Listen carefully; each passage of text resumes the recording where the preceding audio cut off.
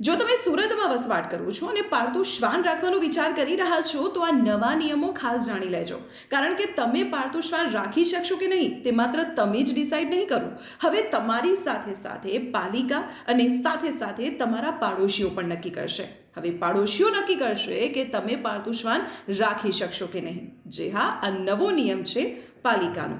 સુરત મહાનગરપાલિકાના માર્કેટ વિભાગ દ્વારા આ નિર્ણય જાહેર કરવામાં આવ્યો છે, જે અંતર્ગત કૂતરાના માલિકે હવે તેના પાડોશીઓ 10 જેટલા પાડોશીઓની બાંહેધરી આપવી પડશે કે તેમને તમારા ઘરમાં કૂતરું છે તેનાથી કોઈ જ વાંધો નથી, એટલે કે તમારા પાડોશીઓની એનઓસી આપવી પડશે.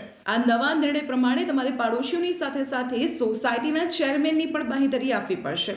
માર્કેટ વિભાગ દ્વારા નવા નિર્ણય પ્રમાણે 1000 જેટલા જે શ્વાન માલિકો છે તેમને નોટિસ ફટકારવામાં આવી હતી. તેમાંથી 256 અરજીઓ આવી હતી અને 150 જેટલી અરજીઓને મંજૂરી મળી ગઈ છે, જ્યારે 109 જેટલી અરજીઓને રિજેક્ટ કરી દેવામાં આવી છે.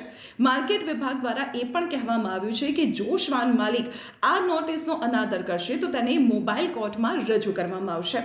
સાથે જ આપણે એ પણ જણાવી દઈએ કે આપને રજિસ્ટ્રેશન માટે કયા પુરાવાઓની જરૂર છે. સૌથી પહેલાં તો જે શ્વાન માલિક છે તેને તેના રહેઠાણ અને આધારનો પુરાવો આપવો પડશે.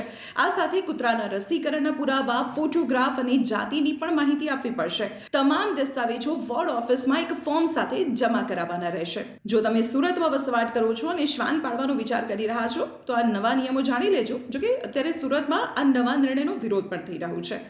તો આવી જ રીતે મહત્વની જાણકારી માટે આપ જોડાયેલા રહો સંદેશ ડિજિટલ સાથે.